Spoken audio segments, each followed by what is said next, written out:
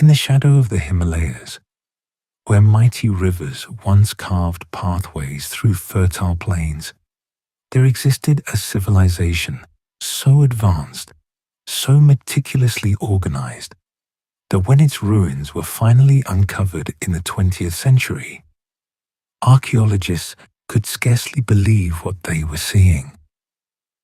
This was not the work of primitive villagers scratching out an existence. This was urban planning on a scale that would not be matched for thousands of years. This was the Indus Valley Civilization, and from its earliest villages to its greatest cities, it flourished for more than 2 millennia, standing as one of the greatest civilizations the ancient world had ever known. Yet for all its grandeur, this civilization vanished so completely from human memory that when a British deserter named Charles Masson stumbled upon enormous mounds of ancient bricks in 1829, he had no idea he was standing atop one of humanity's earliest great cities. Masson, who had fled from the East India Company's army and was traveling through the Punjab region, gathering intelligence in exchange for clemency, noted the ruins with curiosity, but could not comprehend their true significance. The locals called the place Harappa, and they had been using its ancient bricks as construction material for generations, slowly dismantling what had once been a metropolis without ever knowing its story. It would take nearly a century before the world would understand what Masson had found. During the winter of 1920 to 1921, an Indian archaeologist named Daya Ram Sani, working under the Archaeological Survey of India, began systematic excavations at Harappa. What emerged from the earth was astounding. Here were the remains of a sophisticated urban center, with streets laid out in a precise grid pattern, houses built of standardized bricks, and a drainage system of exceptional sophistication that would later be recognized as among the most advanced of the ancient world. Then, in 1922, another site was discovered several hundred miles to the south by an officer of the Archaeological Survey named R.D. Banerjee. This one, the locals called Mohenjo-daro, the Mound of the Dead. When excavators began their work there, they found an even larger city, one that may have housed as many as 40,000 people at its peak. In 1924, John Marshall, the Director General of the Archaeological Survey of India, made an announcement that would rewrite human history. He declared to the world that archaeologists had discovered a previously unknown ancient civilization, one that had flourished in the Indus River Valley during the 3rd millennium before the Common Era. This civilization had been contemporaneous with ancient Egypt and Sumer, yet it had developed its own distinctive character, its own unique solutions to the challenges of urban life. The Indus Valley Civilization, as it came to be known, was revealed as one of the 4 great ancient civilizations alongside Egypt, Mesopotamia, and China. What makes this discovery all the more remarkable is how completely this civilization had been forgotten.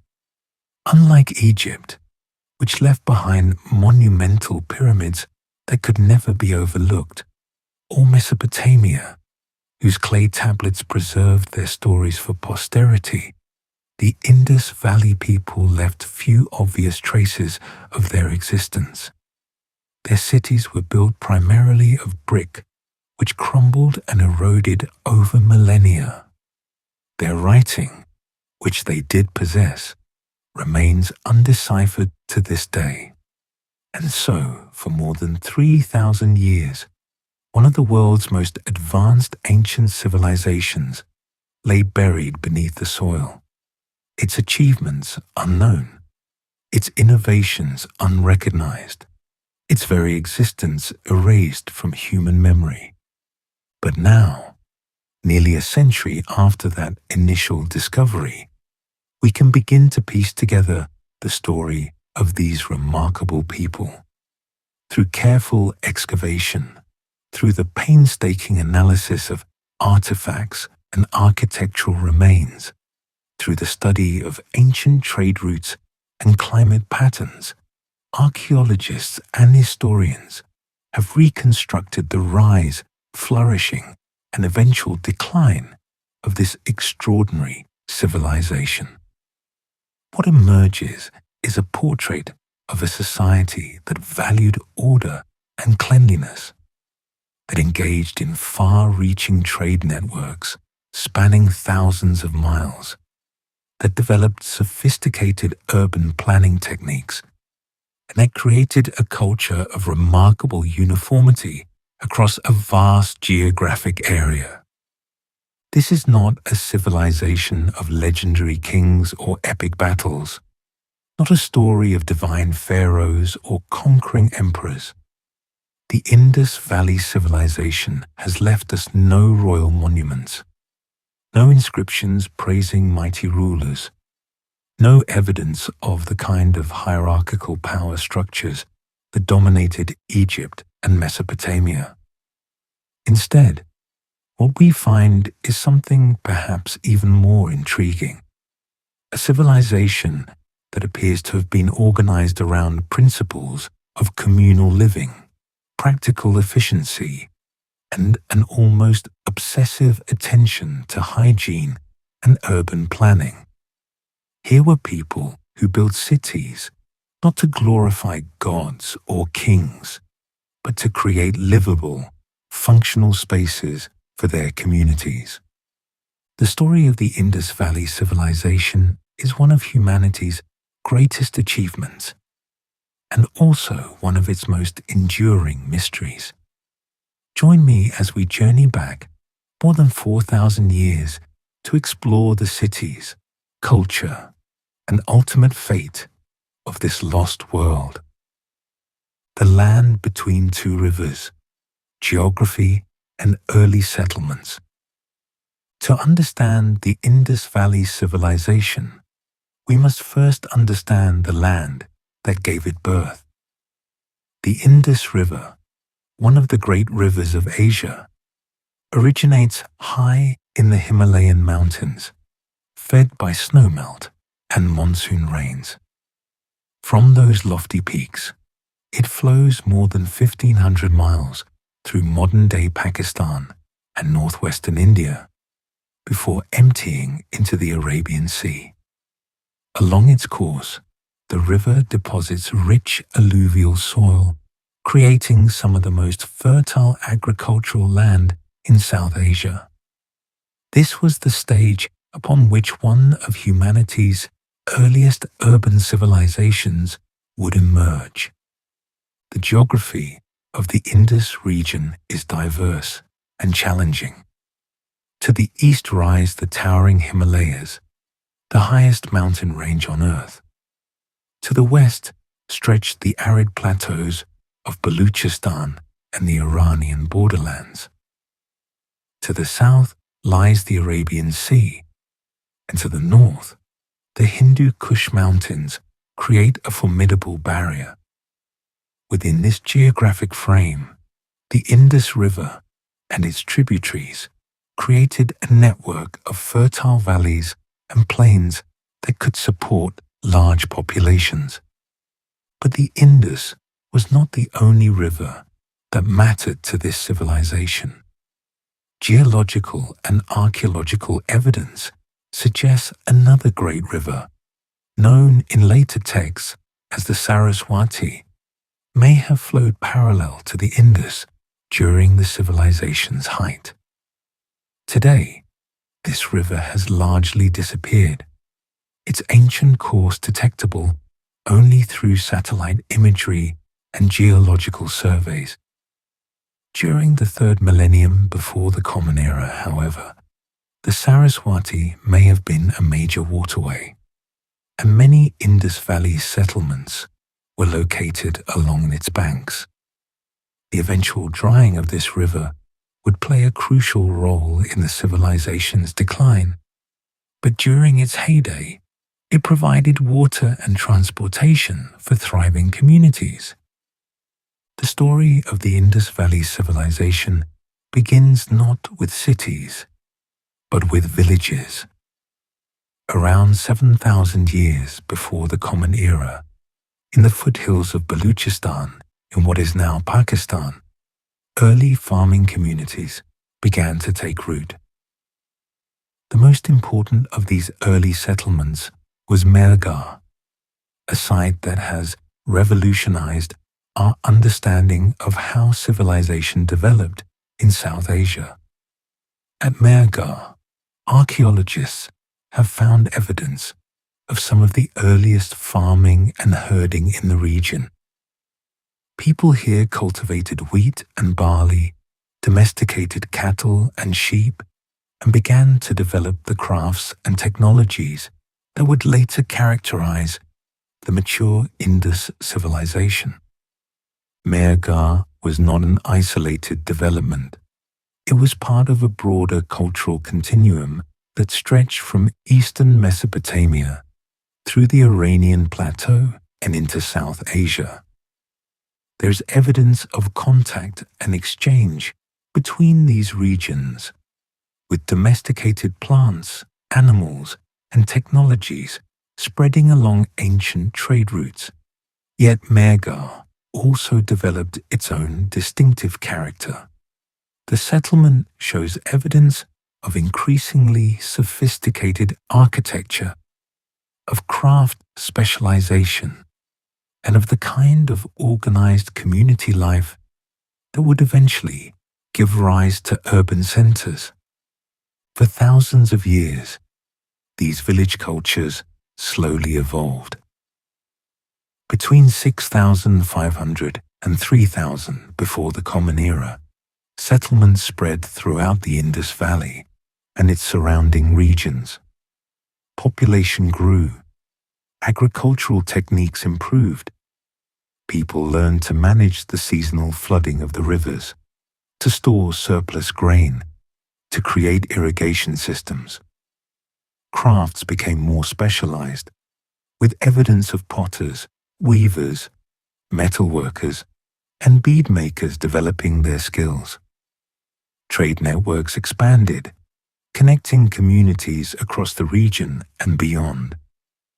Then, around 3,300 before the Common Era, something remarkable happened. The scattered villages of the Indus region began to coalesce into something larger and more organized. This period, known as the early Harappan phase, saw the emergence of proto-urban centers. Settlements grew larger and more complex. Standardized weights and measures began to appear, suggesting increased economic integration. A distinctive style of pottery and seal design spread across the region, and people began to build with standardized fired bricks, a technology that would become the hallmark of Indus architecture. The climate during this period was crucial to the civilization's development. Studies of ancient lake sediments, cave formations, and geological records suggest that during the early to mid-Holocene period, roughly 7,000 years ago, 1,000 to 4,000 years before the Common Era, the monsoon patterns in South Asia were stronger and more reliable than they are today. The summer monsoons brought heavy rains, while winter rains contributed to river flow. This created ideal conditions for agriculture. The wild Indus River, prone to devastating floods in later periods, was somewhat tamed by the consistent rainfall, making it possible for communities to settle along its banks and develop sophisticated agricultural systems. The geographic extent of this emerging civilization was vast. It stretched from the mountains of Baluchistan in the west to the Ganges plains in the east, from the foothills of the Himalayas in the north to the coast of Gujarat in the south. This was an area of roughly 500,000 square miles, larger than either ancient Egypt or Mesopotamia. Within this enormous territory, a remarkably uniform culture began to develop, characterized by similar urban planning, similar crafts and technologies, similar systems of weights and measures, and similar artistic styles. By 2600 before the Common Era, the transition was complete. The Indus Valley Civilization had entered its mature Harappan phase, and the first great cities were rising from the plains. What had been scattered villages were now becoming metropolises, carefully planned and precisely constructed. The age of Harappa and Mohenjo-daro had begun. Cities of brick and planning, the rise of urban centers, the transformation from village to city in the Indus Valley was not a gradual, organic process. Rather, archaeological evidence suggests that many Indus cities were pre-planned and constructed as complete urban centers. This represents a remarkable achievement in ancient urban planning, one that speaks to a high degree of social organization and engineering expertise. Unlike other ancient cities that grew haphazardly over centuries, the major Indus cities appear to have been designed and built according to specific plans, with streets, buildings, and infrastructure laid out before widespread habitation began. The two largest and most thoroughly excavated cities of the Indus civilization are Harappa and Mohenjo-daro, both located in what is now Pakistan. These cities were not just large by ancient standards, they were enormous.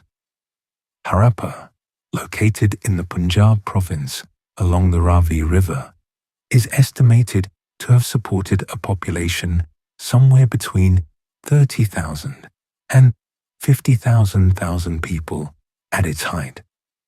Mohenjo-daro, situated in Sindh province near the Indus River, may have been even larger, with scholarly estimates typically ranging from 35,000 to 41,000 residents, though some suggest the population could have reached as high as 40,000. To put this in perspective, most ancient cities of this period had populations of around 10,000 people. The Indus cities were among the largest urban centers of their era.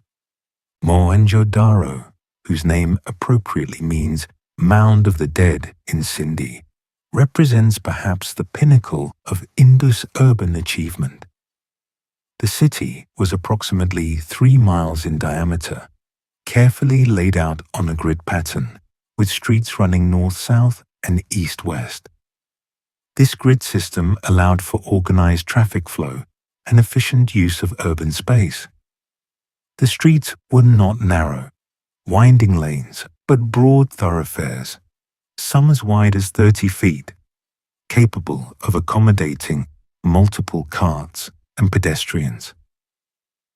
The city was divided into 2 main sections, a pattern seen across most major Indus sites.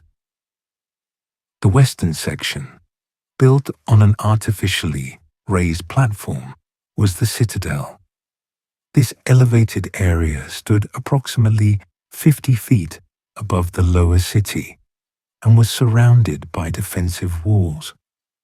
Here were located the city's most important public buildings, massive granaries for storing food supplies large assembly halls, and the famous Great Bath, which we will discuss in more detail shortly. The citadel was not just a defensive structure. It was a center of administration, religion, and communal life. Below the citadel sprawled the lower town, where most of the city's population lived and worked. This area was laid out with remarkable precision. The city blocks were rectangular, separated by main streets that intersected at right angles.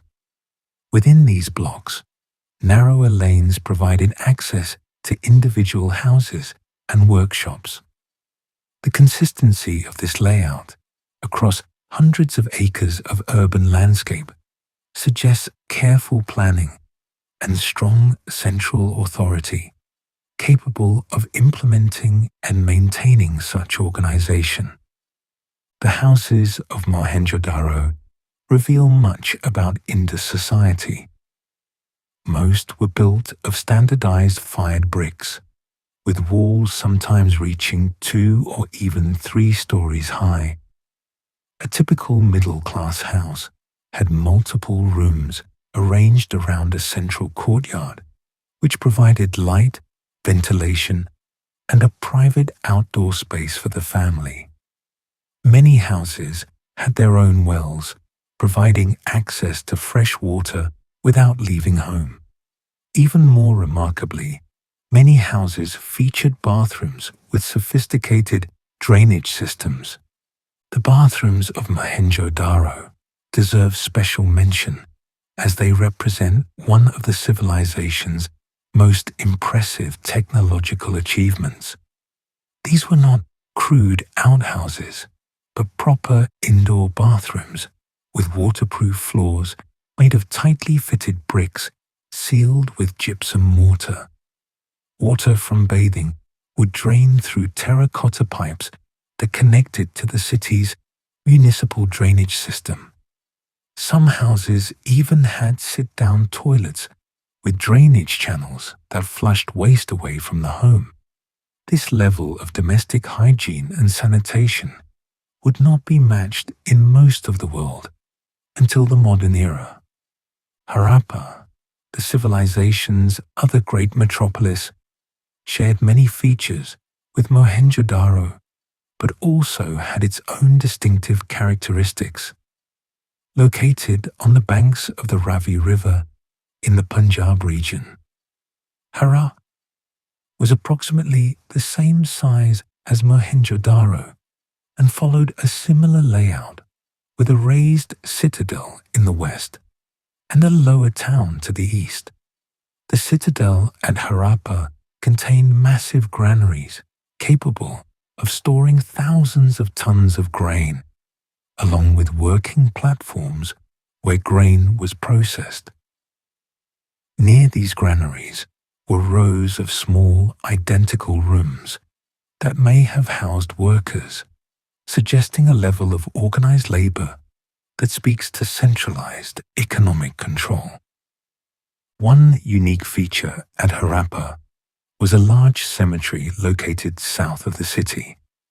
Analysis of skeletal remains from this cemetery has provided valuable insights into the health, diet, and lifestyle of Indus people.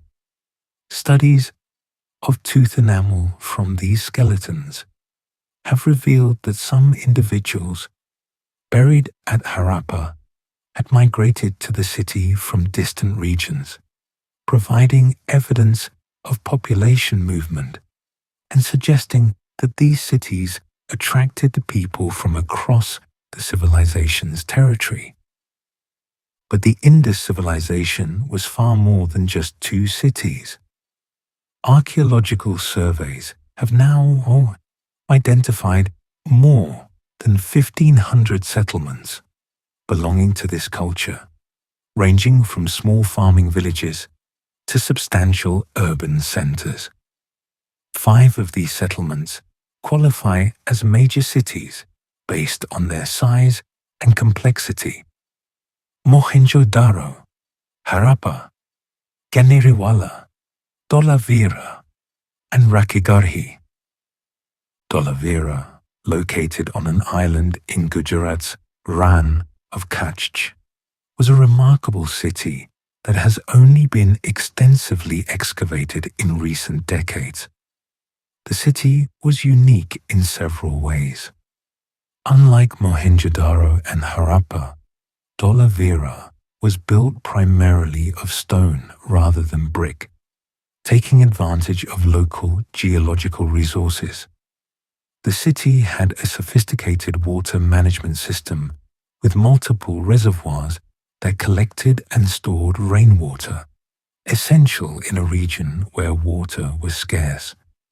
Perhaps most intriguingly, Dholavira has provided evidence of what may be the world's first signboards, large stone slabs with Indus script carved into them, apparently displayed above the city's gates. Lothal, a smaller but economically crucial city, was located on the coast of Gujarat. What made Lothal special was its dockyard, one of the earliest known in the world. This massive structure, over 700 feet long and more than 100 feet wide, could accommodate large ships and was connected to an ancient course of the Sabarmati River through a channel. The dockyard at Lothal provides clear evidence that the Indus people were not just river dwellers, but also seafarers engaged in maritime trade across the Arabian Sea. Rakhigarhi, located in Haryana, India, is one of the largest Indus sites, and recent excavations suggest it may have been as large or even larger than Mohenjo-daro. The site covers nearly 300 hectares, and ongoing archaeological work continues to reveal new aspects of Indus urban life. Rakhigarhi has provided evidence of sophisticated metallurgy, elaborate crafts, and trade connections stretching across the civilization's territory. What makes the scale of Indus urbanization even more impressive is the consistency of design and construction standards across this vast territory. From Harappa in the north to Lothal in the south, from Dholavira in the west to settlements in the east, the same basic architectural principles were followed. The same standardized bricks were used. The same urban planning concepts were implemented. This uniformity across such a large area, maintained over many centuries, suggests either a powerful centralized authority or, perhaps more likely, a shared cultural system so strong that it imposed its standards without the need for obvious coercive force. The population of the entire Indus civilization at its peak may have reached 5 million people, an extraordinary number for a Bronze Age society. The majority lived not in the great cities, but in the hundreds of smaller towns and villages that dotted the landscape. These settlements were connected by ancient roads and waterways that facilitated trade, communication, and cultural exchange. The civilization was not just a collection of isolated urban islands, but a truly integrated regional system. Revolutionary design, urban planning, and infrastructure. If there is one aspect of the Indus Valley Civilization that most distinguishes it from its contemporaries, it is the sophistication of its urban planning and infrastructure. While the Egyptians were building pyramids and the Mesopotamians were constructing ziggurats, the Indus people were creating something arguably even more impressive: functional, livable cities with advanced water management, sanitation, and public amenities. The level of engineering expertise and organizational capacity required to build and maintain these systems suggests a society with remarkable technical knowledge and administrative capability. The foundation of Indus urban planning was the grid system. In Mohenjo-daro, Harappa, and other major cities, streets were laid out in a precise grid pattern, with main avenues running north-south and east-west, intersecting at right angles. This was not a loose approximation, but a carefully executed design. The streets were straight and of uniform width, with the main thoroughfares typically 30 to 33 feet wide. Secondary streets were narrower, but still maintained the perpendicular pattern. This grid system made navigation easy, facilitated traffic flow, and allowed for efficient allocation of urban space. The streets themselves were well constructed, paved with bricks, or sometimes left as beaten earth. Unlike many ancient cities where waste accumulated in the streets, Indus cities maintained remarkable cleanliness. This was achieved through one of the civilization's most impressive innovations: a comprehensive municipal drainage system. Every house, every building in an Indus city was connected to this drainage system. Wastewater from bathrooms and kitchens flowed through terracotta pipes or brick-lined channels into street drains. These street drains were covered with brick slabs that could be removed for cleaning and maintenance, a design feature that shows remarkable foresight. The drains sloped gently to ensure proper water flow, carrying waste away from residential areas toward the city's outskirts. The sophistication of this system cannot be overstated. In most ancient cities, and indeed in many medieval and early modern cities, waste disposal was primitive and haphazard. People simply threw waste into the streets or into nearby water sources, leading to filthy, disease-ridden urban environments. The Indus cities, by contrast, had a systematic approach to waste management that would not be matched in most of the world for millennia. The fact that this system was maintained across generations, requiring constant upkeep and cleaning, suggests a strong sense of civic responsibility and effective urban administration. Water supply was equally well managed.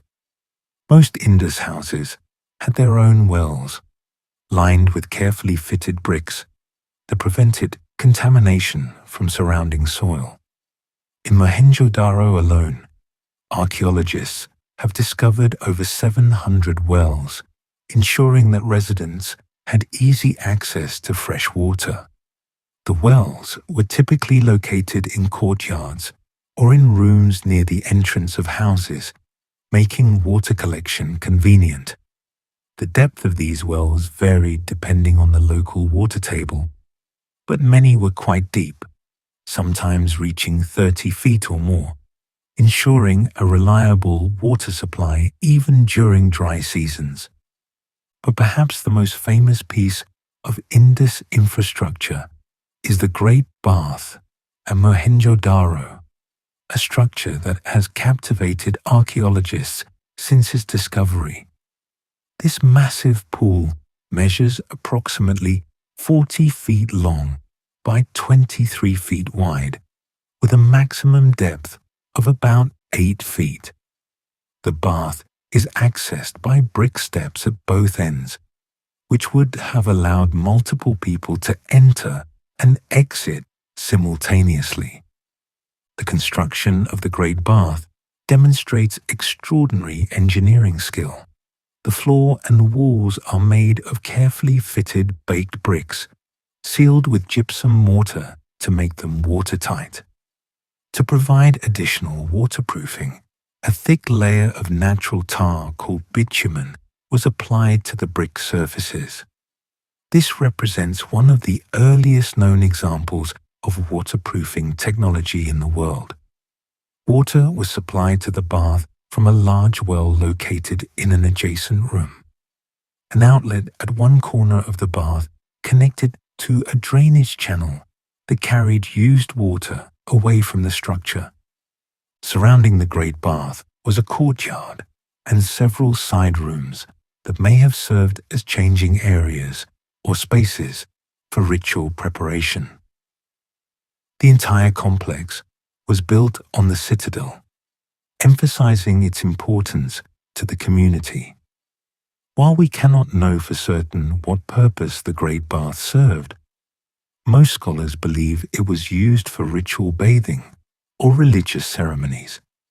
The emphasis on cleanliness and water in Indus culture suggests that ritual purification may have been an important spiritual practice, a tradition that would continue in later Indian religions. The citadels themselves represent another impressive feat of urban planning. These raised platforms found at most major Indus cities were not natural hills, but artificial constructions. Enormous quantities of earth and brick were used to create platforms that lifted the citadel areas 30 to 50 feet above the surrounding plain. This served multiple purposes. It protected important public buildings from flooding, a constant danger in the Indus region. It created a visually impressive focal point for the city, marking the location of administrative and religious centers. And it may have served defensive purposes, making the citadel more difficult to assault in times of conflict. On these citadels were located the city's most important structures, large granaries, capable of storing thousands of tons of grain, provided food security for the urban population. These granaries were sophisticated structures with raised floors designed to allow air circulation and prevent moisture damage to stored grain. Wooden platforms supported by brick pillars lifted the floors above ground level, with small triangular air vents providing ventilation. This design protected the grain from pests, moisture, and rot, ensuring that food reserves remained edible for extended periods. Assembly halls or public buildings provided spaces for community gatherings, administrative functions, or religious ceremonies. Some of these structures were quite large, with multiple rooms and imposing facades. The precise functions of these buildings remain debated, as we lack written records to clarify their use, but their prominent positions and substantial construction suggest they played important roles in civic life. The residential architecture of Indus cities reveals a society with relatively widespread prosperity. While there were certainly variations in house size and amenities, suggesting social differentiation, the overall standard of living appears to have been high by ancient standards. Even relatively modest houses had multiple rooms, private courtyards, and access to fresh water. Many had bathing facilities and connections to the municipal drainage system. The use of standardized brick throughout the cities, from the grandest public buildings to the smallest homes, suggests either a strong tradition of shared architectural standards or central control over building materials. One fascinating aspect of Indus architecture is the apparent absence of monumental structures dedicated to rulers or gods. In Egypt, massive pyramids proclaimed the power of pharaohs. In Mesopotamia, towering ziggurats celebrated the glory of city gods and their priestly servants. But in the Indus cities, we find no palaces that would clearly indicate royal presence. no temples whose size would suggest they housed powerful deities. The largest and most impressive structures are utilitarian: granaries, baths, administrative buildings. This has led some scholars to suggest that Indus society may have been more egalitarian than its contemporaries, perhaps governed by councils or merchant guilds rather than autocratic rulers. The maintenance of these sophisticated urban systems over many centuries demonstrates remarkable social organization, keeping streets clean, maintaining drainage channels, ensuring water supplies, repairing buildings damaged by floods or age. All of this required coordinated effort and probably some form of taxation or labor obligation. The fact that these systems were maintained consistently suggests either strong community bonds and civic pride, or effective administrative structures capable of organizing and directing collective action.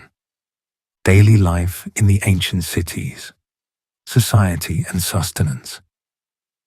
Behind the impressive architecture and sophisticated urban planning of the Indus Valley Civilization lived real people: farmers and merchants, craftspeople and administrators, mothers and children, going about their daily lives in ways both familiar and foreign to our modern experience.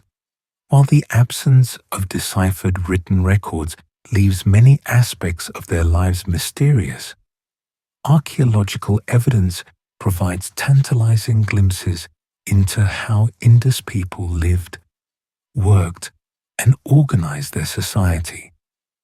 The foundation of Indus life, as in all ancient civilizations, was agriculture. The fertile plains of the Indus Valley, enriched by annual river floods and sustained by monsoon rains, produced abundant harvests. The primary crops were wheat and barley, which had been cultivated in the region for thousands of years. These grains formed the staple diet of most people and were stored in the massive granaries found at major cities, providing food security for the urban population. But the Indus farmers cultivated much more than just grain.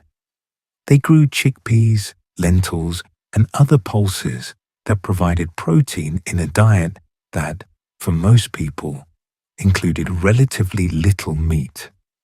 Rice cultivation, which would later become so central to Indian agriculture, was present but not yet dominant, grown primarily in the eastern regions of the civilization.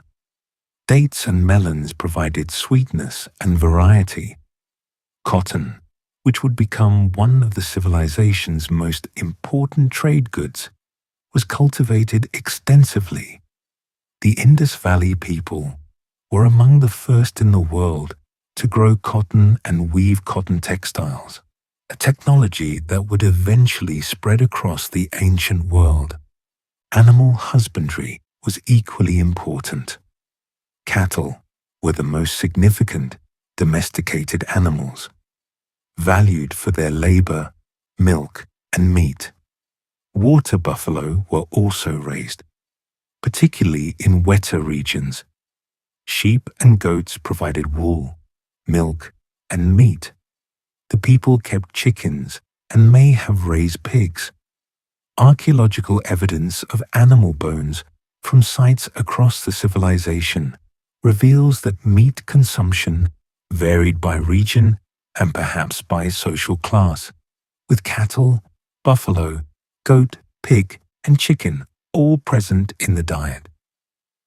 The discovery of dairy residues on pottery suggests that milk and milk products were important food sources. The daily rhythm of life in an Indus city would have been structured around work. Most people were involved in some form of productive activity, whether farming in surrounding fields, crafting goods in urban workshops, or engaging in trade. Archaeological evidence suggests that craftspeople of similar trades tended to live and work near each other, creating specialized districts within cities. Bead makers would cluster in one area, potters in another, metalworkers in yet another. This pattern of craft specialization and geographic concentration facilitated the transmission of skills from master to apprentice, and probably made trade and commerce more efficient. The homes of ordinary Indus families, while not luxurious by modern standards, provided comfortable living spaces. A typical middle-class house had multiple rooms arranged around a central courtyard that was open to the sky. This courtyard served many purposes. It provided natural light to interior rooms, allowed for air circulation in the hot climate, and created a private outdoor space where family activities could take place. Cooking was often done in the courtyard or in a designated kitchen area, usually on clay ovens or open hearths. The houses had flat roofs that served as additional living space, particularly during hot weather, when families might sleep outdoors to take advantage of cooler nighttime temperatures. Staircases, both internal and external, led to upper floors or roofs, indicating that many houses were multi-storied. The walls were thick, made of fired brick, providing insulation from both heat and cold.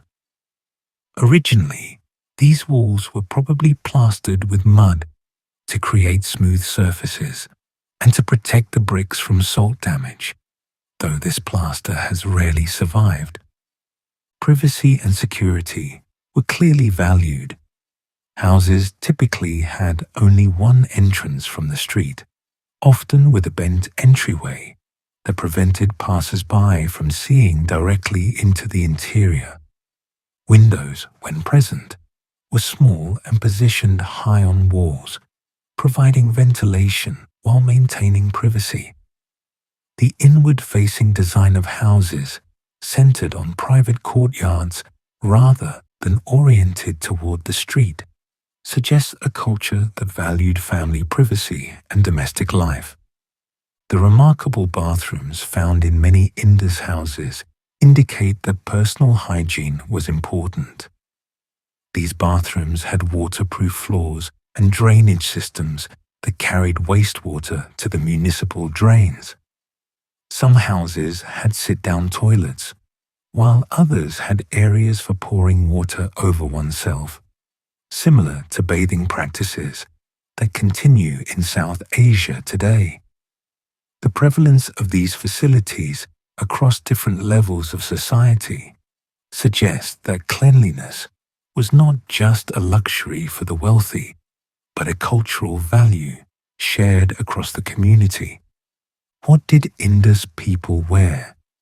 Here, we have less direct evidence, as cloth rarely survives in the archaeological record. However, the abundant cotton cultivation and evidence of weaving tools suggest that cotton textiles were common.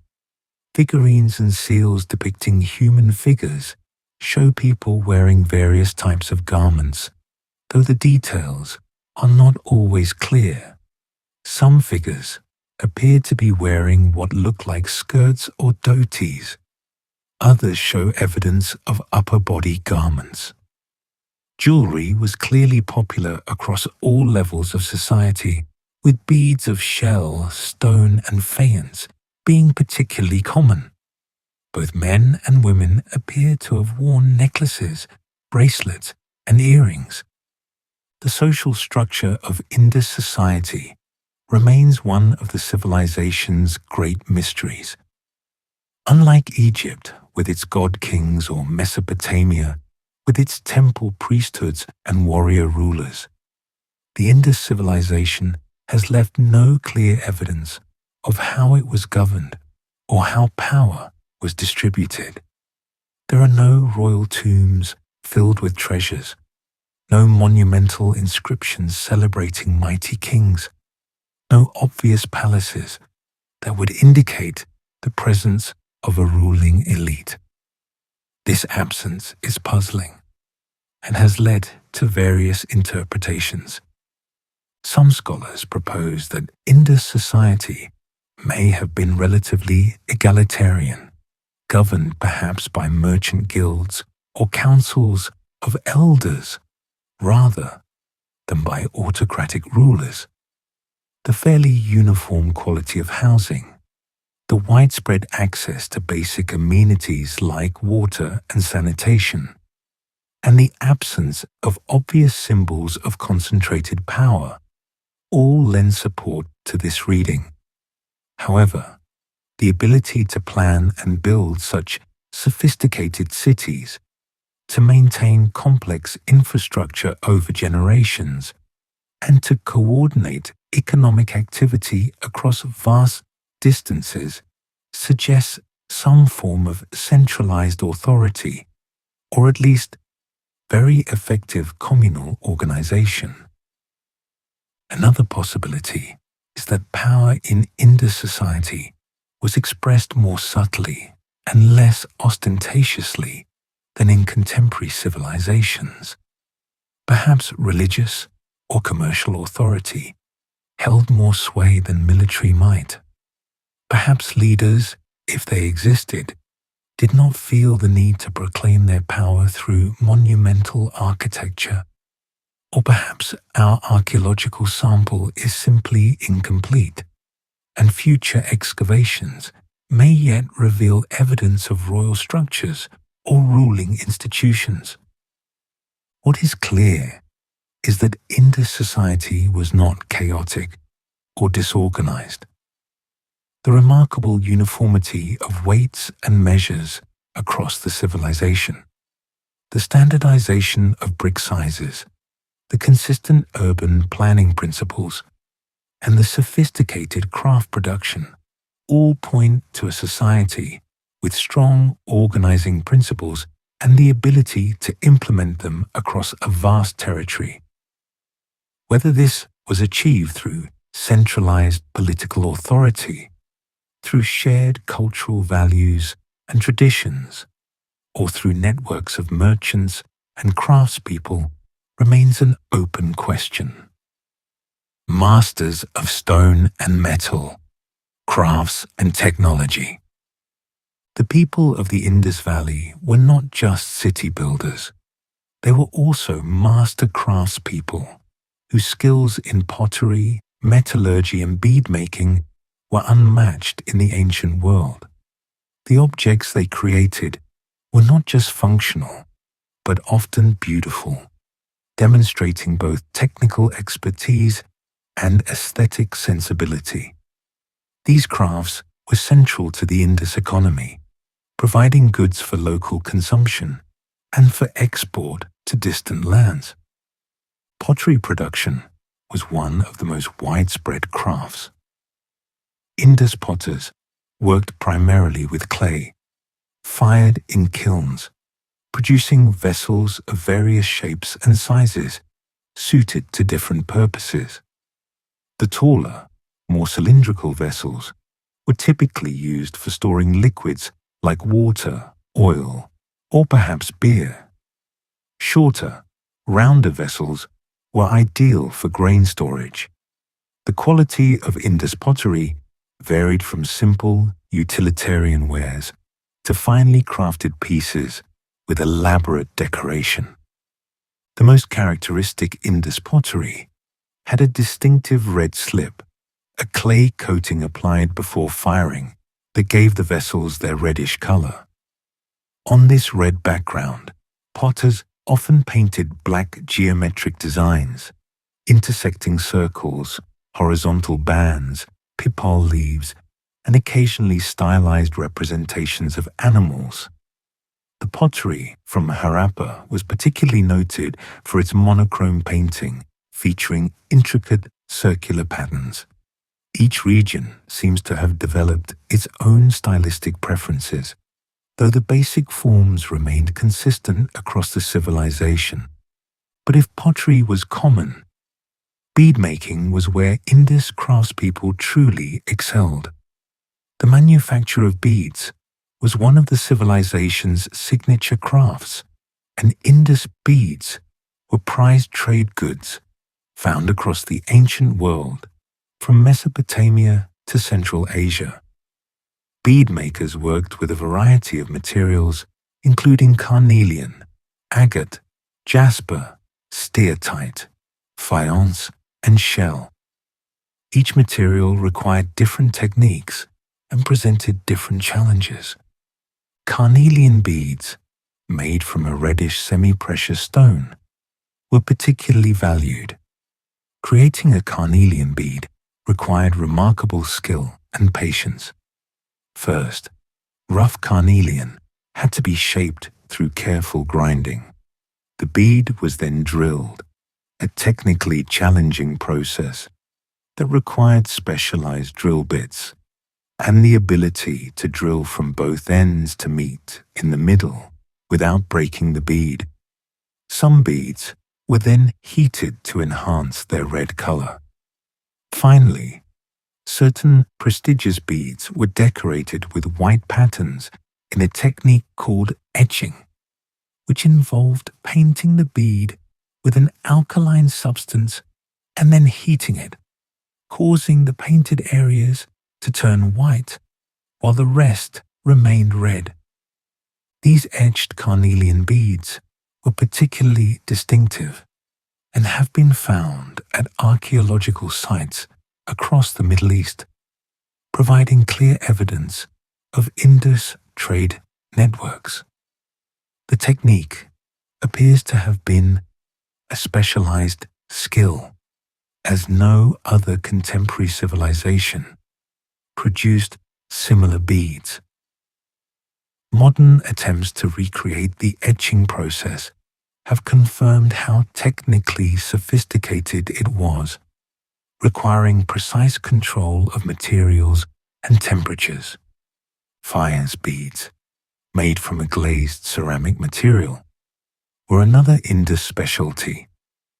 These beads had a distinctive blue-green color and a shiny surface that made them attractive for jewelry.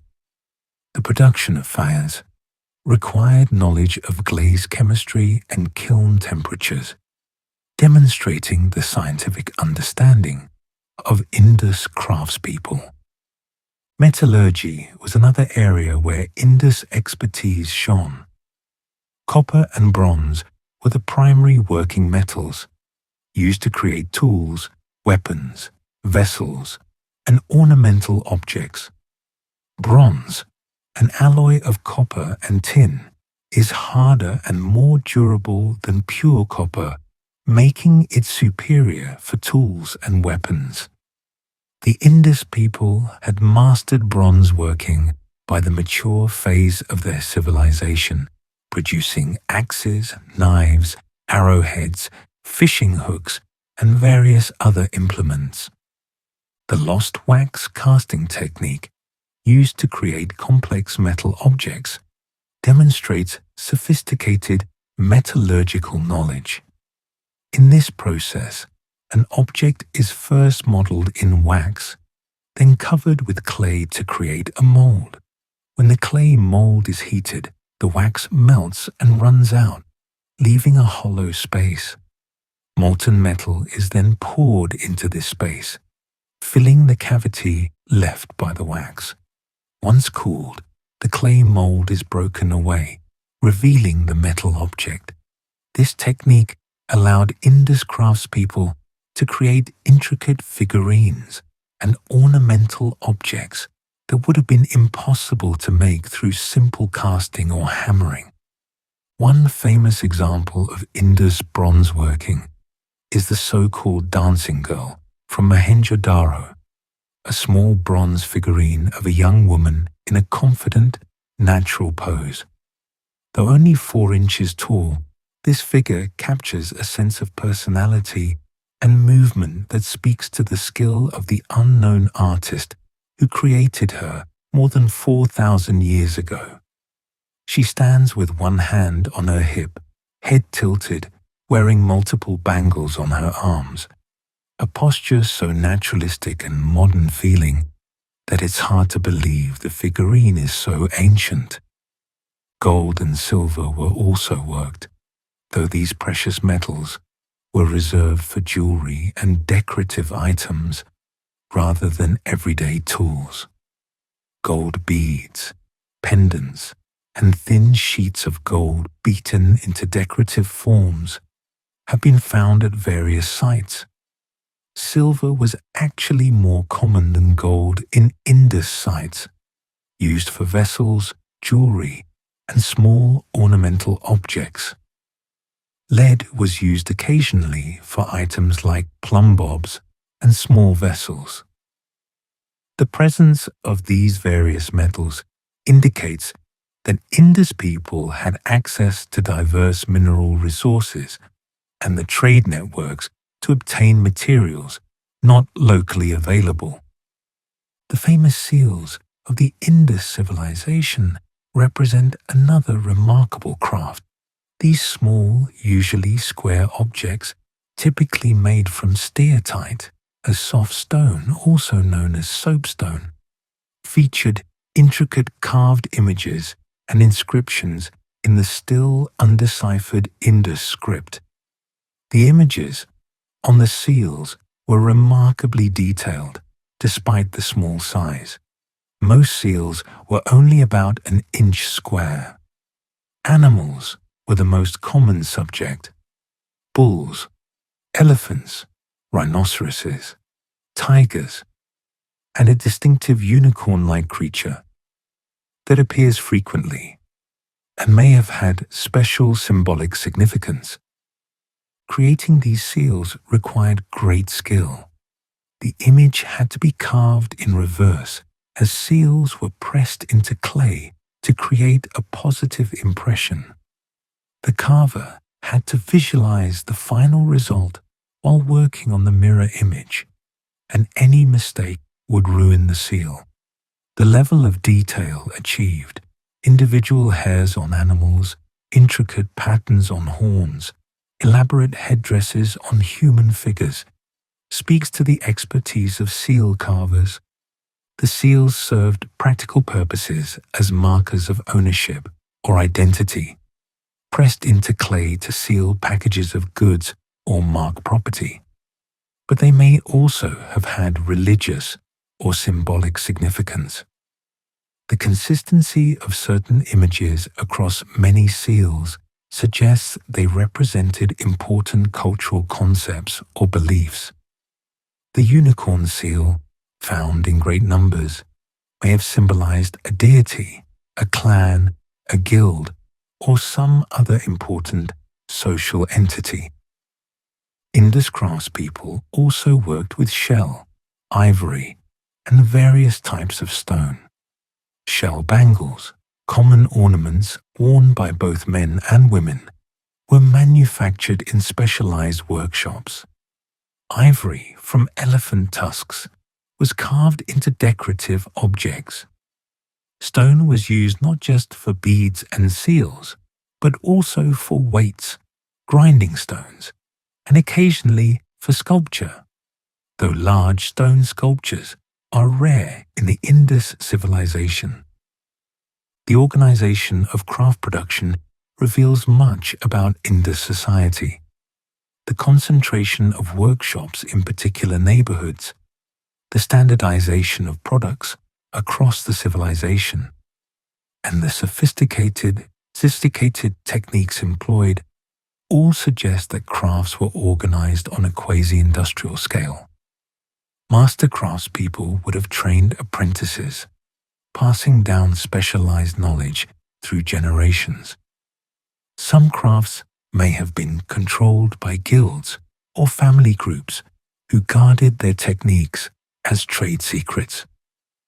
Perhaps most remarkably, the Indus people had developed sophisticated systems of weights and measures. Weights found at various sites follow a consistent standard, with each weight being a multiple of a basic unit. This standardization suggests a high degree of commercial integration and possibly central regulation of trade. The smallest weight divisions found on ivory scales were incredibly precise, approximately 1.7 millimeters, demonstrating a concern for accuracy that was exceptional in the ancient world.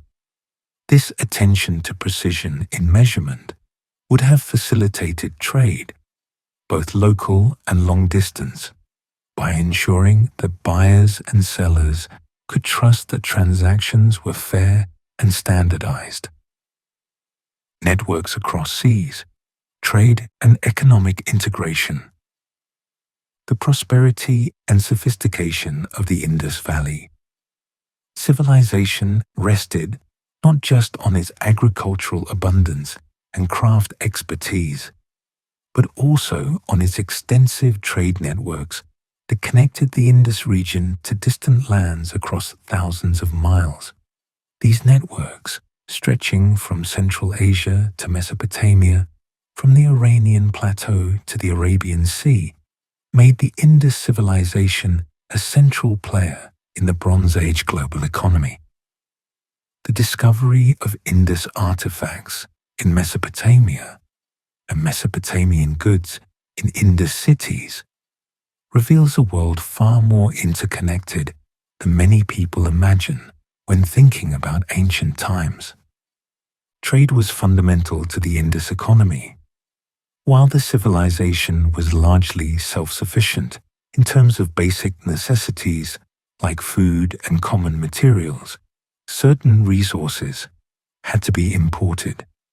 Copper, essential for tools and weapons, came from various sources including Rajasthan and possibly Oman, which was known to the Mesopotamians as Margan. Tin, needed to make bronze, probably came from Afghanistan or Iran. Gold likely originated from the hills of modern Karnataka in southern India. Lapis lazuli, a brilliant blue stone prized across the ancient world, came from the distant mountains of Badakhshan in what is now Afghanistan. Turquoise probably came from Iran. These materials had to be acquired through complex trade networks involving multiple intermediaries. In exchange for these imports, the Indus civilization exported a variety of goods.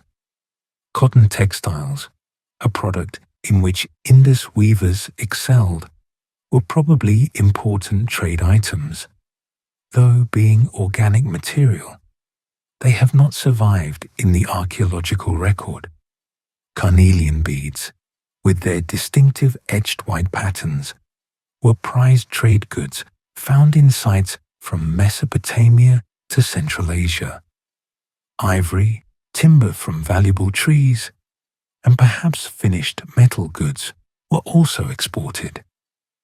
Agricultural products like grain may have been traded regionally, though transporting bulk goods like grain over long distances would have been difficult with Bronze Age technology.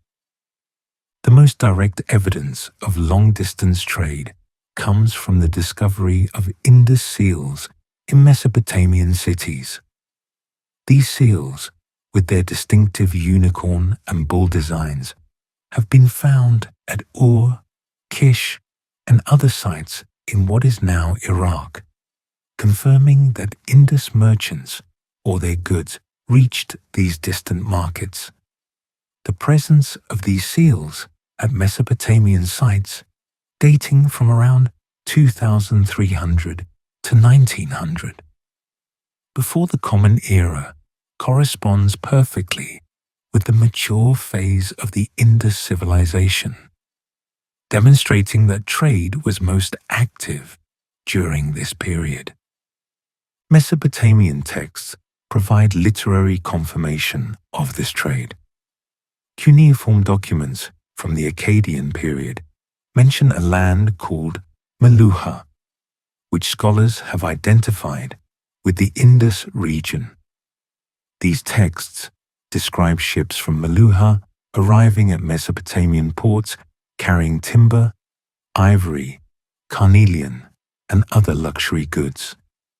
One inscription from the time of Sargon of Akkad, around 2250 before the Common Era, boasts that the ships from Meluha, along with ships from Magan and Dilmun, docked at the quays of Akkad, bringing exotic goods from distant lands. The mechanics of this long-distance trade are fascinating to consider. Direct voyages from the Indus region to Mesopotamia were possible, and probably did occur, as Mesopotamian texts mention Meluhan ships at their ports. But much of the trade appears to have been conducted through intermediaries, particularly the merchants of Dilmun, which was located in what is now Bahrain and nearby areas of the Persian Gulf. Dilmun served as a major entrepôt, a trading hub where goods from various regions were bought, sold, and re-exported. Indus merchants would sail to Dilmun, bringing their trade goods. There, they would meet merchants from Mesopotamia and other regions, exchange goods, and return home with imports. This system of intermediary trade allowed for the exchange of goods between civilizations without requiring merchants to make the entire journey themselves, reducing risk and facilitating commerce. The discovery of the dockyard at Lothal provides direct archaeological evidence of the Indus civilization's maritime capabilities. This massive structure, with its connecting channel to the river and eventually the sea, could accommodate multiple ships and facilitated loading and unloading of cargo. The presence of such sophisticated port facilities demonstrates that the Indus people were experienced sailors, capable of navigating the unpredictable waters of the Arabian Sea. Archaeological evidence of Indus pottery, seals, and other artifacts has been found along the coast of Oman, in Persian Gulf ports, and in Iran, tracing the maritime trade routes. Similarly, objects of Mesopotamian origin, including cylinder seals, pottery, and distinctive weights, have been found at Indus sites, confirming the two-way nature of this trade. Remarkably, a few items of probable Indus origin have even been found as far away as ancient Egypt and Central Asia, though these were probably not the result of direct trade, but rather goods that changed hands multiple times as they moved through ancient trade networks. Beyond maritime trade, the Indus civilization also engaged in overland commerce. Caravan routes connected the Indus Valley to Central Asia through mountain passes like the Bolan Pass. These routes facilitated trade with the cultures of Turkmenistan, Afghanistan, and Iran. The presence of Indus-style seals and pottery at sites in Central Asia confirms this overland trade, which probably predated the maritime connections to Mesopotamia. Within the Indus civilization itself, internal trade networks connected the various cities, towns, and villages. The standardization of weights and measures across the civilization was crucial for facilitating this internal commerce. A merchant from Harappa could conduct business in Mohenjo-daro or Lothal, knowing that the weights and measures used would be the same, making transactions simpler and more trustworthy. The uniformity of brick sizes, of pottery forms, and of various manufactured goods also suggests a high degree of economic integration. with goods and materials moving freely throughout the civilization's territory. The seals that the Indus people used so extensively played a crucial role in this trade. When goods were packed for shipping, the package would be sealed with clay, and the merchant seal would be pressed into this clay to mark ownership and ensure that the package hadn't been tampered with. Clay seal impressions found at various sites show the marks of rope or sacking on their reverse side, confirming this use. If a package arrived with its seal broken, the recipient would know that someone had opened it during transit. The economic system supporting all this trade must have been sophisticated. We have no written records of contracts, invoices, or accounts, but the archaeological evidence suggests a complex commercial system. The standardized weights found across the civilization were probably used to weigh precious materials and trade goods. The seals marked ownership and authenticated transactions. Granaries stored surplus grain, which may have served as a form of wealth or even currency, though we have no direct evidence of how exchanges were conducted or how relative values were determined. The success of Indus trade in distant markets was not accidental. Craftspeople appear to have adapted their products to suit foreign tastes and demands. The etched carnelian beads, for instance, were particularly popular in Mesopotamia, and their production seems to have increased specifically for export. Some Indus seals found in Mesopotamia are in a cylindrical rather than square format, adapting to Mesopotamian preferences while maintaining Indus motifs and inscriptions. This flexibility and market awareness speaks to a sophisticated understanding of international commerce.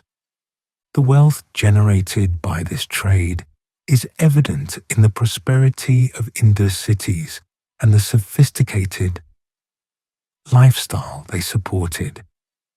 The widespread availability of luxury goods like jewelry, the high quality of urban infrastructure, and the ability to support large populations of non-agricultural workers all depended on the economic surplus generated by agriculture and augmented by trade.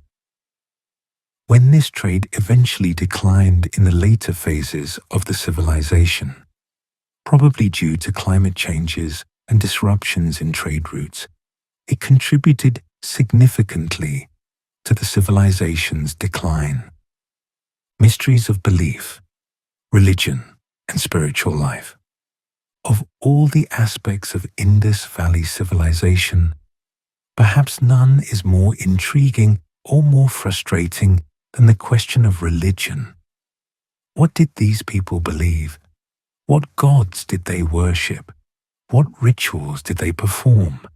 The absence of deciphered written records leaves us with only indirect evidence.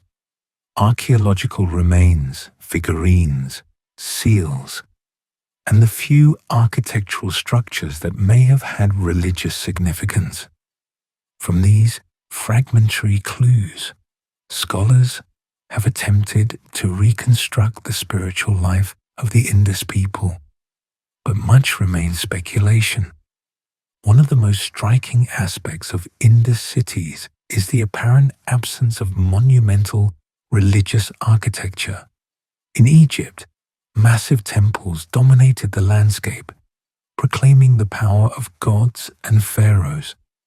In Mesopotamia, towering ziggurats served as artificial mountains, bringing heaven and earth together. But in the Indus cities, we find no structures that can be definitively identified as temples. This is perplexing. Were the Indus people not religious? Did they worship in ways that left no architectural trace? Or have we simply failed to recognize the religious structures that do exist? The Great Bath at Mohenjo-daro is often interpreted as having religious significance. Its elaborate construction, prominent location on the citadel, and apparent association with water purification all suggest ritual use. Many scholars believe that bathing rituals, perhaps similar to the ritual ablutions practiced in later Indian religions, were important to Indus spirituality. The emphasis on cleanliness throughout Indus culture, the sophisticated drainage systems, the bathrooms in private houses, the numerous wells, may have had religious as well as practical motivations. Water was clearly important, whether as a practical necessity or as a spiritual symbol of purity. The most abundant evidence for Indus religious beliefs comes from figurines and seals. Numerous small terracotta figurines of females have been found at Indus sites. These figurines often depict women with elaborate headdresses, wearing jewelry, sometimes in poses that suggest fertility or childbirth. Some show women with plants appearing to grow from their bodies. Based on comparisons with other ancient cultures, some scholars have suggested that the Indus people worshipped a mother goddess, a fertility deity associated with agriculture and reproduction. The interpretation of these figurines as goddess images remains debated, however. Some scholars argue that not all female figurines necessarily represent deities. Some might simply be toys or images of worshippers rather than the worshipped. Others might represent ancestral figures or protective spirits. The discussion continues among researchers, but the sheer number of female figurines compared to relatively few male ones suggests at the very least that feminine imagery held significance in Indus culture, whether in a religious or more broadly cultural context. One of the most famous and controversial Indus artifacts is the so-called Pashupati seal, discovered at Mohenjo-daro. This seal shows a figure seated in what appears to be a yogic posture, surrounded by animals. The figure has what might be horns or an elaborate headdress, possibly 3 faces, and is flanked by an elephant, tiger, rhinoceros, and buffalo, with 2 deer or antelopes at the figure's feet. John Marshall, who first excavated Mohenjo-daro, interpreted this figure as possibly representing a prototype of the Hindu god Shiva, specifically in his aspect as Pashupati, the lord of animals. This interpretation proved enormously influential, but remains hotly debated. Supporters point to the seated posture resembling yoga meditation, the association with animals that later became sacred in Hinduism, and the apparent horned headdress that might prefigure Shiva's iconography. If this reading holds merit, it could suggest remarkable continuity between Indus religious beliefs and later Hinduism, bridging more than 1,000 years of cultural development. Critics, however, have raised numerous objections over the decades. Some suggest the figure might be female rather than male. Others propose the horns might be a headdress or decorative element rather than actual horns. The seated posture, while suggestive of meditation, might simply be a common sitting position. The animals might carry symbolic meanings entirely different from their later Hindu associations. Some scholars have even questioned whether the figure represents a deity at all, suggesting it might instead depict a priest or shaman performing a ritual. Whatever the truth about this particular seal, it's clear that animals held important symbolic significance in Indus culture. Bulls, elephants, rhinoceroses, tigers, and a distinctive unicorn-like creature appear frequently on seals. These animals might represent deities, totems of particular clans or guilds, or symbolic concepts that we cannot fully understand without written texts to guide us. The bull, in particular, appears very frequently and was almost certainly significant, though whether as a sacred animal, a symbol of power, or something else entirely remains unclear. Trees, particularly the pipal tree, also appear to have had religious significance. Many seals show figures standing near or within trees, suggesting tree worship or the belief that spirits inhabited certain trees. The pipal tree would later become sacred in Buddhism and Hinduism, and its presence on Indus seals suggests this veneration may have very ancient roots. Evidence of fire worship has been found at several sites. At Kalibangan, Lothal, and Banawali, archaeologists discovered fire altars, brick structures that appeared to have been used for making offerings to fire. This is intriguing because fire worship would become central to Vedic religion, which developed in India in the centuries after the Indus civilization's decline. The presence of fire altars at Indus sites suggests possible continuity between Indus and Vedic religious practices, though the nature of the rituals performed at these altars remains unknown. Symbols like the swastika and various geometric patterns appear on Indus pottery and seals.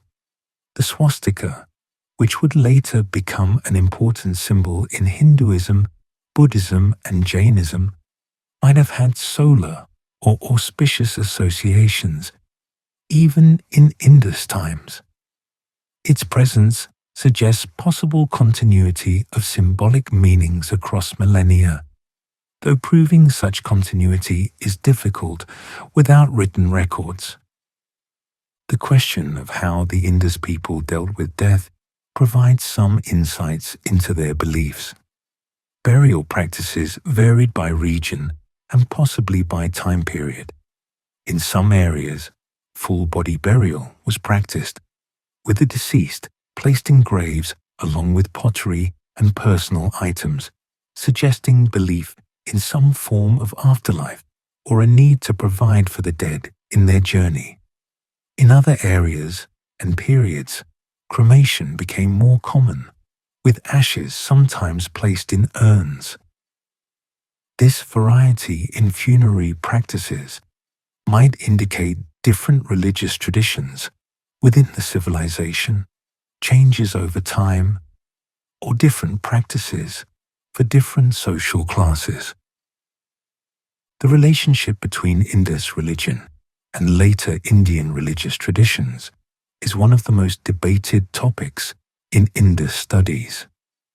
Some scholars see strong continuities: the possible worship of a proto-Shiva figure, the emphasis on ritual bathing and water purification, the veneration of certain animals and trees, the practice of yoga or meditation, and the importance of fire rituals all have parallels in later Hinduism.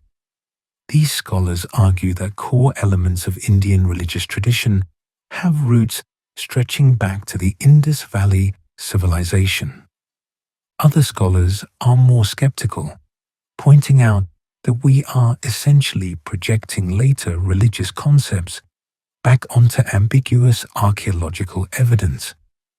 They argue that the similarities might be coincidental, or that the archaeological remains might have entirely different meanings than those we attribute to them based on later traditions.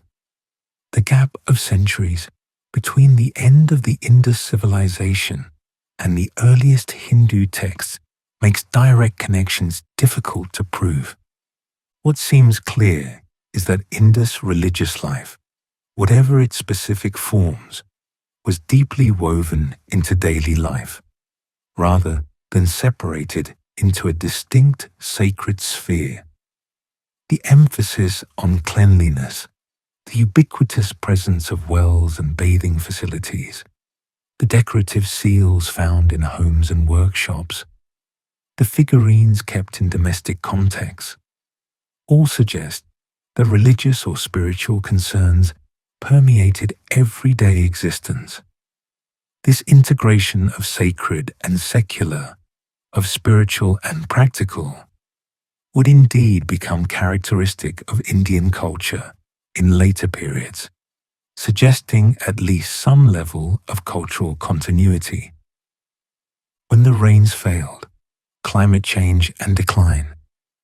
For nearly 7 centuries, the Indus Valley Civilization flourished, its cities thriving, its trade network spanning thousands of miles, its population approaching 5 million people at its peak. But around 1900, before the Common Era, something changed. The archaeological record shows unmistakable signs of decline. Cities began to be abandoned, urban planning standards slipped, the quality of craftsmanship decreased, long-distance trade diminished, and populations dispersed. By 1700, before the Common Era, most of the great cities were deserted, and the sophisticated urban culture that had characterized the Indus civilization had ended. What caused this collapse remains a subject of scholarly investigation. The recent decades have seen growing consensus around one explanation: climate change. For decades, the mystery of the Indus civilization's demise captivated archaeologists and historians. Early theories often proposed dramatic explanations: invasion by Indo-Aryan warriors from the north, catastrophic floods, devastating earthquakes, or epidemic diseases. More recent research, however, has increasingly pointed to a less dramatic, but perhaps even more devastating cause: a prolonged drought and weakening of the monsoon system that sustained Indus agriculture appears to have been the primary driver of the civilization's decline, though scholars continue to refine our understanding of this complex process. The evidence for climate-driven collapse comes from multiple sources. Researchers have analyzed sediment cores from the Arabian Sea at the mouth of the Indus River. These sediments preserve evidence of ancient monsoon patterns through organic material deposited by plankton blooms that occurred when monsoon winds brought nutrients to the surface. By studying these sediment layers, scientists can reconstruct rainfall patterns extending back thousands of years. The data shows that around 4,200 years before present, corresponding to approximately 2,200 before the Common Era, the monsoons that brought life-giving rains to the region began to weaken significantly. Additional evidence comes from stalagmites in caves in the region. As the water containing dissolved minerals drips from cave ceilings, it forms stalagmites whose chemical composition reflects the climate conditions when they formed. By analyzing the isotopic ratios in stalagmite layers, researchers can determine relative rainfall amounts over time. Studies of Himalayan cave stalagmites show that summer monsoon rainfall decreased markedly around the time the Indus civilization entered its decline phase, confirming the picture from ocean sediments. The mechanism behind this climate shift is complex. Studies suggest that global climate changes, possibly triggered by variations in solar radiation or changes in ocean circulation patterns, led to a southward shift in the intertropical convergence zone, the atmospheric feature that drives monsoon systems. This shift meant that the summer monsoons, which had brought heavy rainfall to the Indus region during June through September, began to weaken. Over time, the monsoons delivered less and less rain, leading to increasingly severe droughts. The impact on Indus civilization would have been profound. Agriculture, the foundation of the civilization's prosperity, depended entirely on regular, reliable rainfall and river flooding.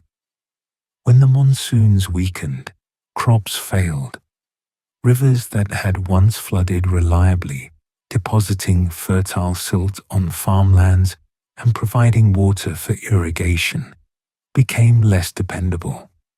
Some rivers, including the mysterious Saraswati, that appears to have been a major waterway during the civilization's height, may have dried up entirely as their sources of water diminished. At first, the Indus people adapted. Archaeological evidence shows that people began shifting from winter crops like wheat and barley, which depend on reliable river water, to summer crops like rice and millet, which depend on rain crops like millet and rice that are more drought-tolerant. Populations began to migrate, abandoning cities in the most drought-affected areas and moving toward regions where water remained more available, particularly toward the east, toward the Ganges Valley, where summer monsoons remained stronger. But adaptation had its limits. The great cities, with their large concentrated populations, required enormous amounts of food and water to sustain. As agricultural productivity declined, these cities could no longer support their populations.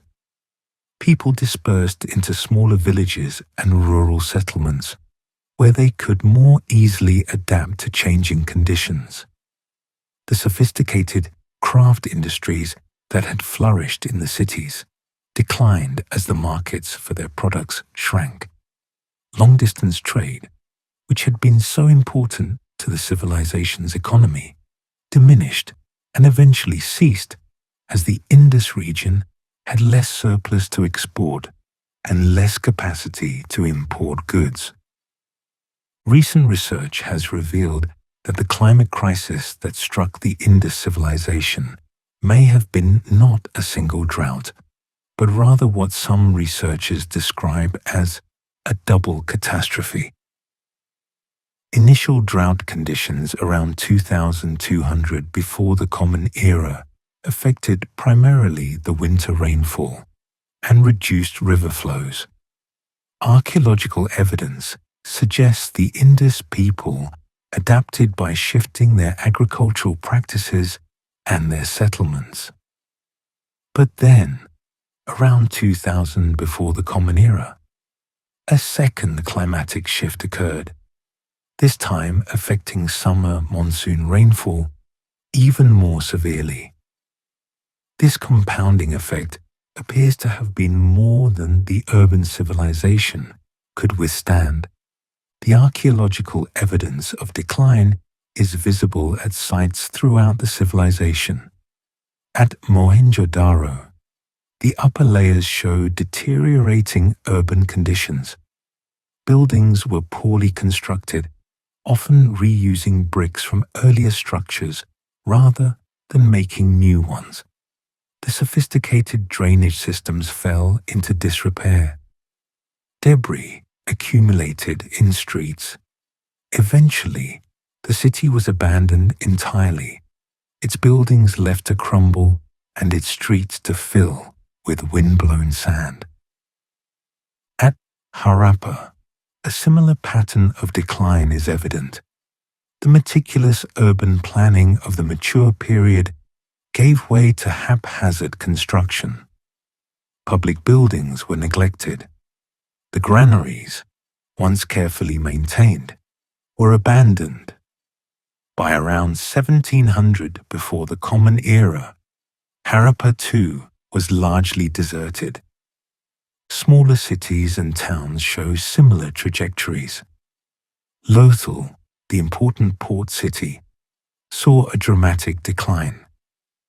The few people who remained lived in poorly constructed reed huts rather than the brick houses of earlier times. The sophisticated dockyard fell into disuse as maritime trade ceased. At Dholavira, the elaborate water management systems that had sustained the city in a water-scarce environment could no longer cope with the increased aridity, and the city was eventually abandoned. It's important to note that the decline was not uniform or sudden.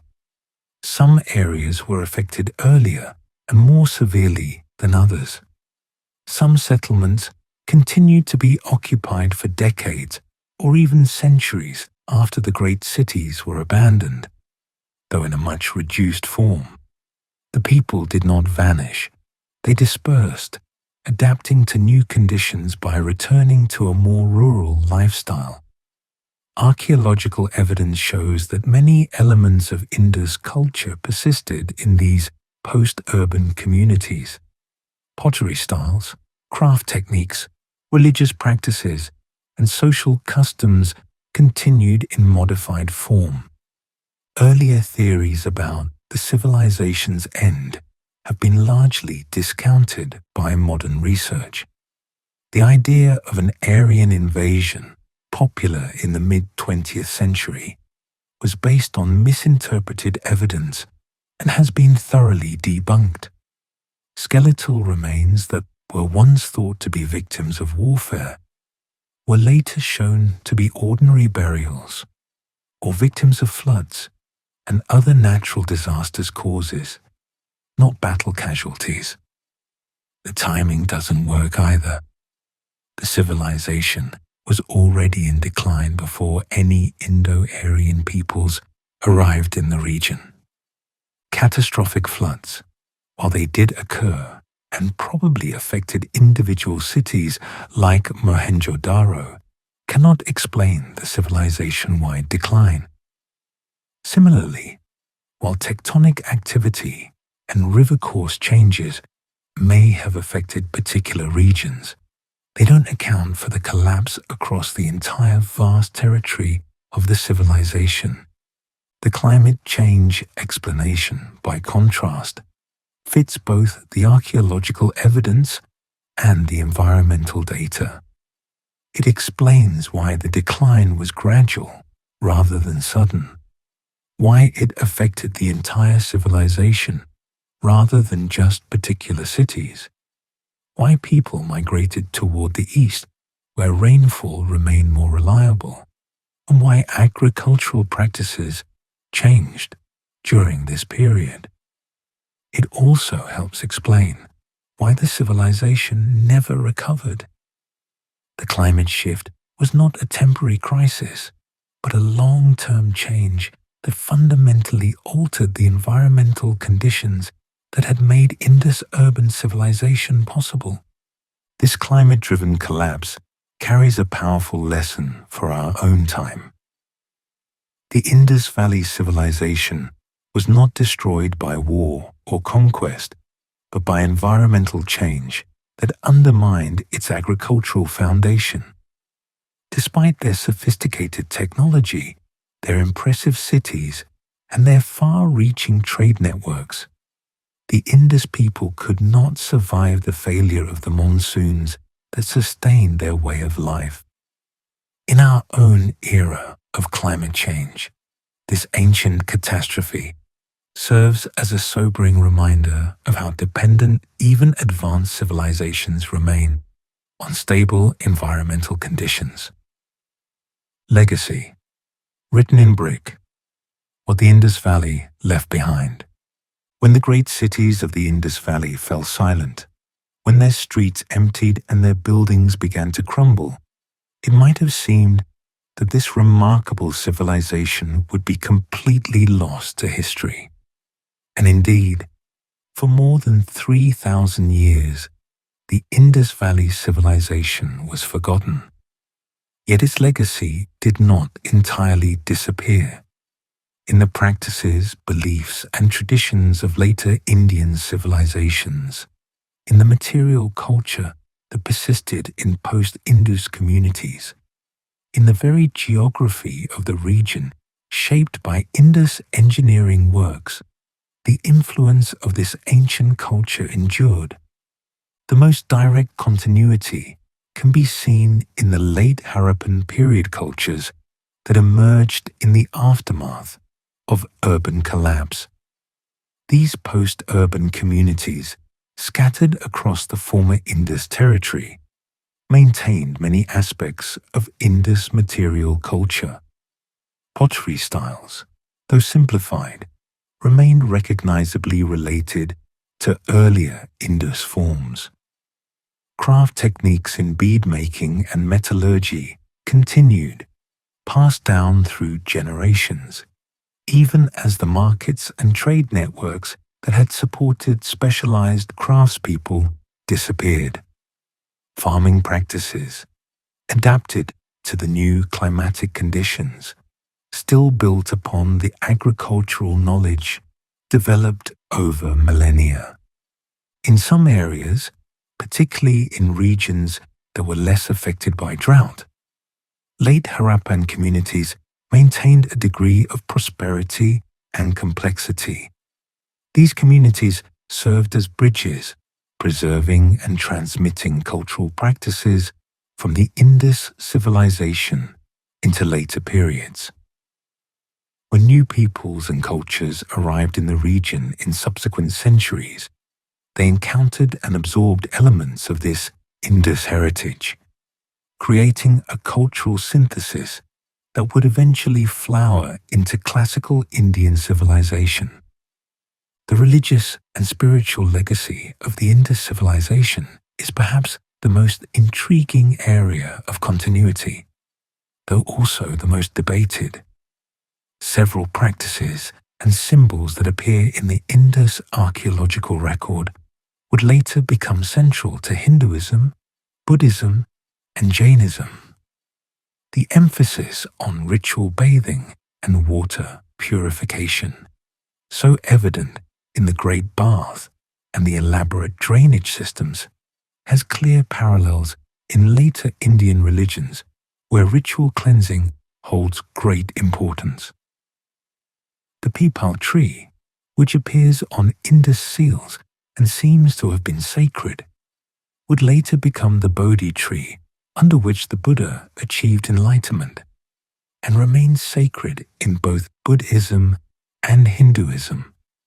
The possible worship of a proto-Shiva figure, while controversial, suggests potential religious continuity. Certain animals that appear prominently in Indus iconography, bulls, elephants, serpents, would later become important in Hindu mythology and iconography.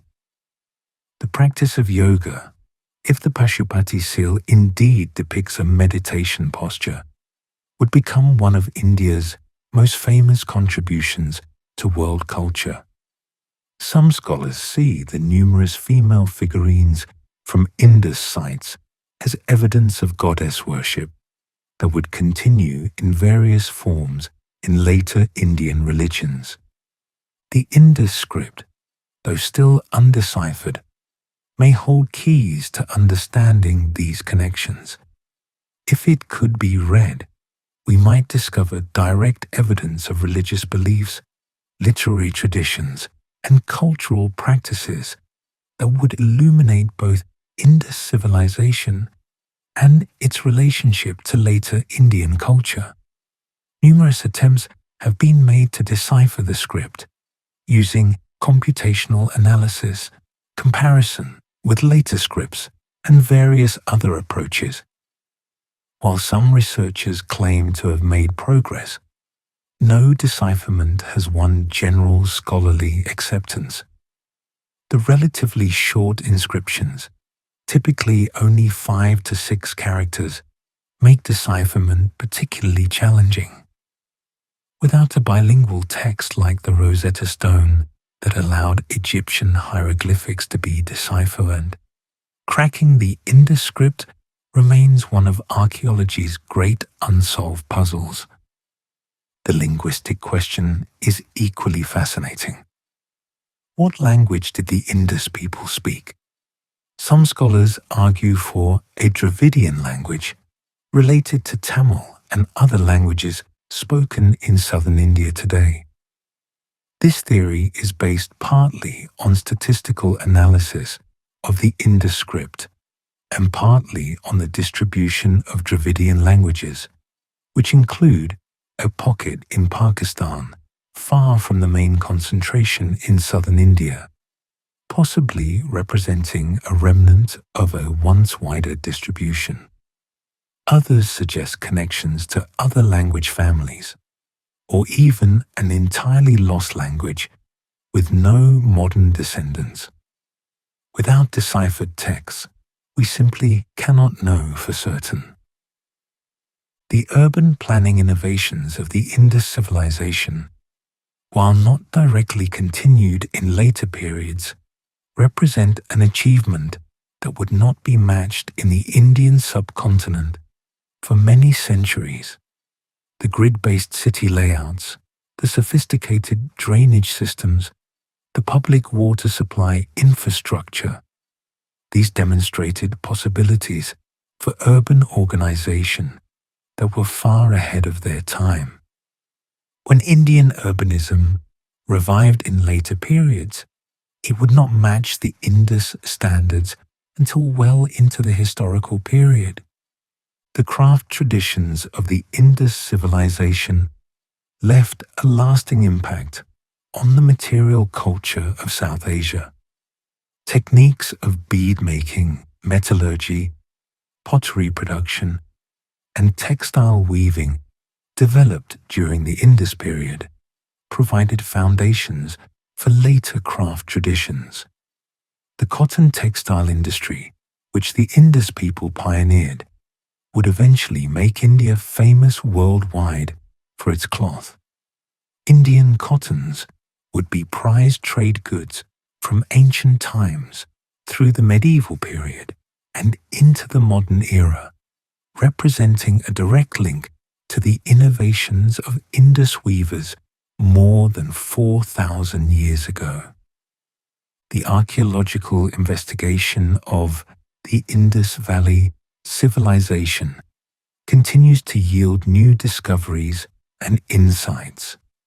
More than 1,500 sites have now been identified, though only a small fraction have been excavated. Each new excavation adds to our understanding, sometimes confirming theories, sometimes overturning long-held assumptions. Recent discoveries have expanded our knowledge of the civilization's extent, revealed new details about craft production and trade, and provided fresh evidence about the timing and nature of the civilization's decline. Modern technology has revolutionized Indus archaeology. Satellite imagery has helped identify new sites and trace ancient river courses. Ground-penetrating radar and other non-invasive techniques allow archaeologists to map buried structures without excavation. DNA analysis of skeletal remains from Indus sites is providing information about population movements, genetic relationships, and even diet. Advanced dating techniques are refining our chronology of the civilization's development. Computer analysis is being applied to the decipherment challenge, examining patterns in the Indus script that human analysts might miss. International collaboration has also increased. While early Indus archaeology was dominated by British and Indian scholars, research now involves teams from around the world. This diversity of perspectives has enriched the field, challenging old assumptions and bringing new methods and theories to bear on long-standing questions. The Indus civilization is now recognized as a crucial piece in the puzzle of human cultural evolution, comparable in importance to ancient Egypt, Mesopotamia, and China. Yet, for all we have learned, much remains mysterious. We still cannot read the Indus script. We still don't know how Indus society was organized politically or what form its governance took. We still debate the interpretation of religious imagery and the continuities between Indus and later Indian cultures. We still don't fully understand how such remarkable uniformity was maintained across such a vast territory. These mysteries, rather than diminishing the civilization's importance, make it all the more fascinating. The story of the Indus Valley Civilization reminds us that human achievement can take many forms. This was not a civilization of monumental architecture or conquering armies, not a culture that glorified individual rulers or left detailed historical records. Instead, it was a civilization that excelled at practical matters: urban planning, water management, craft production, and trade. It valued organization, cleanliness, and efficiency. It created livable cities and a prosperous economy that sustained millions of people for centuries. When climate change undermined the agricultural foundation upon which this civilization rested, the great cities were abandoned and the urban culture collapsed. But the people endured, adapting to new conditions, carrying forward elements of their heritage into new contexts. In the villages of late Harappan culture, in the religious practices that may have been transmitted across millennia, in the craft traditions and agricultural knowledge that persisted, the legacy of the Indus Valley Civilization lived on, helping to shape the rich cultural traditions of the Indian subcontinent. Conclusion. Voices from the Silent Cities.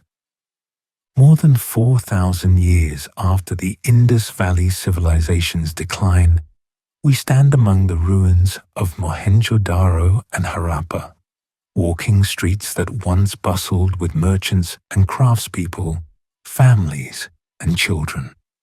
The cities are silent now, their inhabitants long gone, their language unreadable, their stories lost.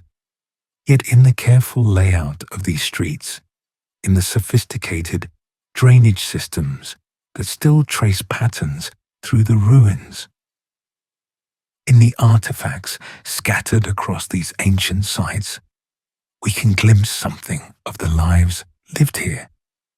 We see a people who valued order and planning, who took pride in their cities and maintained them carefully. We see craftspeople of remarkable skill, creating objects of both beauty and utility.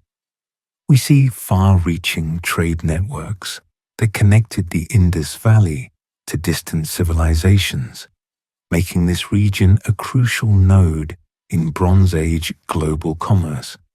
We see innovations in urban planning and infrastructure that were far ahead of their time. But we also see the vulnerability of even advanced civilizations to environmental change. The Indus people had no control over the monsoons that sustained their agriculture. When those monsoons failed, when the rains ceased and the rivers dwindled, all their sophistication and skill could not save their urban civilization. It's a lesson worth remembering in our own time of rapid climate change.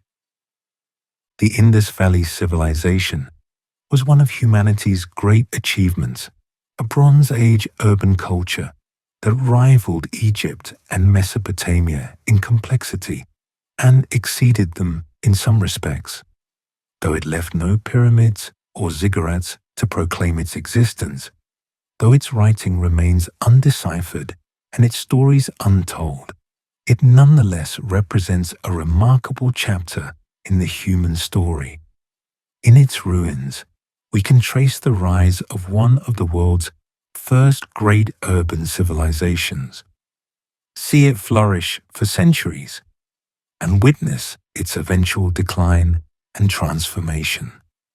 As archaeologists continue to excavate, as new techniques reveal new insights, as patient scholars work to unlock the secrets of the Indus script, our understanding of this civilization continues to grow. Perhaps one day, we will be able to read the words of the Indus people themselves, to hear their voices speaking across 4,500 years. Until then, we must be content with what the ruins themselves tell us, and that is already a story worth telling.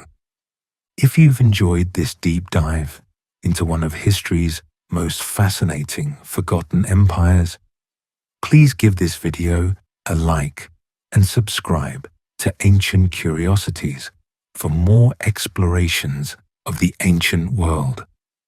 What lost civilization should we explore next?